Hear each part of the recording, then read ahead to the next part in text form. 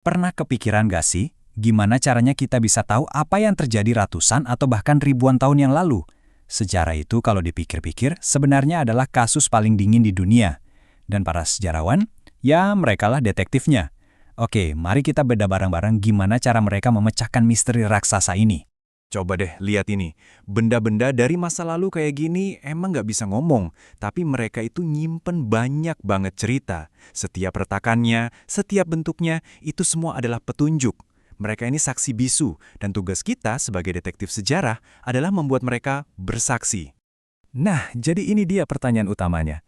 Dengan semua petunjuk yang diam 1000 bahasa ini, gimana cara kita menyusun kembali sebuah cerita yang akurat dan masuk akal? Inilah awal dari investigasi kita. Langkah pertama buat detektif manapun pastinya adalah ngumpulin bukti. Nah, di dunia sejarah, bukti-bukti ini kita sebut sebagai sumber. Yuk, kita bongkar satu persatu bentuk-bentuk petunjuk yang dipakai sejarawan buat menyatukan kembali puzzle masa lalu. Oke, yang paling umum, yang paling kita kenal, tentunya sumber tulisan. Ini tuh jejak-jejak kata yang ditinggalkan oleh orang-orang sebelum kita. Bisa berupa catatan hukum, surat cinta, kisah kepahlawanan, macam-macam pokoknya. Dan bentuknya, wah bisa macam-macam banget. Mulai dari ukiran abadi di atas batu yang bisa tahan ribuan tahun, sampai goresan tinta yang detail banget di sebuah naskah kuno. Masing-masing ini nyimpan cerita dan konteksnya sendiri, yang nunggu buat diungkap. Eits, tapi jangan salah. Nggak semua cerita itu sempat ditulis. Banyak banget loh yang diwariskan dari mulut ke mulut, dari satu generasi ke generasi berikutnya. Nah, disinilah kekuatan sumber lisan, kesaksian langsung dari saksi mata, yang ngasih kita perspektif yang jauh lebih personal dan emosional. Coba bayangin deh, gimana rasanya dengerin pidato yang membakar semangat. Rekaman kayak gini tuh bukan cuma kumpulan kata-kata, tapi juga berhasil menangkap emosi, intonasi, dan seluruh atmosfer dari sebuah momen bersejarah. Ini petunjuk lisan yang kuat banget. Kadang-kadang, petunjuk terbaik itu justru bukan kata-kata, tapi sesuatu yang bisa kita pegang. Benda-benda yang mereka pakai sehari-hari, bangunan yang mereka dirikan, inilah yang kita sebut sumber benda, jejak fisik yang nyata dari kehidupan mereka. Nah, yang menarik dari gambar ini adalah kontrasnya. Di satu sisi, kita lihat ada alat-alat sederhana yang ngasih tahu kita soal rutinitas orang biasa. Di sisi lain, ada bangunan monumental kayak candi ini, yang bisa menceritakan segalanya tentang kepercayaan, teknologi, sampai struktur sosial sebuah peradaban. Keren kan? Nah, makin ke sini, makin modern, petunjuk yang ditinggalkan juga makin canggih. Kita punya sumber audiovisual. Ada lukisan, foto, rekaman suara, dan film. Semua ini ngasih kita jendela yang jauh lebih hidup dan berwarna untuk ngintip ke masa lalu. Oke, jadi kita udah ngumpulin setumpuk petunjuk nih. Ada tulisan, lisan, benda, dan audio visual.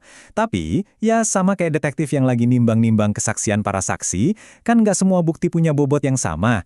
Pertanyaannya sekarang, gimana kita tahu mana yang harus kita percaya? Yuk kita masuk ke tahap selanjutnya dari investigasi kita, evaluasi. Sekarang kita bakal menilai kredibilitas setiap sumber, berdasarkan seberapa dekat hubungan mereka dengan peristiwa yang lagi kita selidiki. Jadi ini dia nih, pembeda yang paling krusial dalam dunia sejarawan, primer versus sekunder. Gampangnya gini deh, anggap aja sumber primer itu kesaksian langsung dari saksi mata yang ada di tempat kejadian perkara. Dia lihat, dia dengar, dia alami sendiri. Nah, kalau sumber sekunder, itu kayak laporan atau analisis yang dibuat belakangan oleh orang lain yang nggak ada di sana pas kejadian. Nah, ini contoh sempurna dari sumber primer, sebuah dokumen resmi yang dibuat pas banget waktu peristiwanya lagi berlangsung. Ini bukan sekedar ingatan tentang kejadiannya, tapi ini adalah bagian dari kejadian itu sendiri, bukti otentik langsung dari TKP. Dan sekarang, coba bandingkan sama yang ini sumber sekunder. Buku ini ditulis jauh setelah peristiwanya terjadi. Penulisnya nggak ada di sana, tapi dia pakai berbagai sumber primer buat menganalisis dan menceritakan kembali apa yang terjadi.